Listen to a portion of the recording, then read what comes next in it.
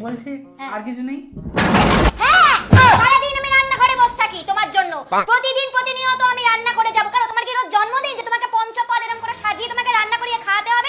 অফিসে যাচ্ছ মানুষ হালকা মাছের ঝোল ভাত খেয়ে যাও তা নয়। ভাত দিলাম, মাংস দিলাম, ঘি দিলাম, ইলিশ দিলাম, তাতেও তোমার পোষাচ্ছে না। আমি এত এত রান্না করব তো বাকি কাজগুলো করব না? তোমার পিছনে যদি 24 ঘন্টা চলে তাহলে ছেলের পিছনে কে খাটবে গো? ছেলেকে স্কুল দেওয়া, তাকে সকালবেলা খাওয়ানো, তাকে সব জায়গায় পৌঁছানো, সবকিছু মা একা করবে। আর বাপ কি করবে? এটা নেই ওটা নেই, সেটা খাবো ওটা খাবো, সারাক্ষণ খাই খাই খাই খাই লাগিয়ে রেখেছো। কোনোদিনও মনে হয়েছে যে বিকেলবেলা অফিস থেকে ফেরার পথে আমি একটু সিঙ্গারা নিয়ে আসি, একটু চপ নিয়ে আসি? কোনোদিন তো না। সব বউ করবে, বউ খাটবে। যদি মনে করি বিকেলবেলা কিছু খাবো, নিজেকে নিজে চাউ বানিয়ে খাওয়াতে হয়। কারণ তুমি কোনোদিন একটা পেরেছো চিকেন চাউমিন কিনে আনতে?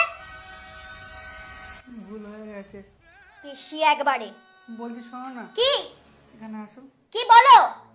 বলছি কি রাগ করনি তো? না, রাগ করিনি, বলো। বলছি আর কিছু নেই?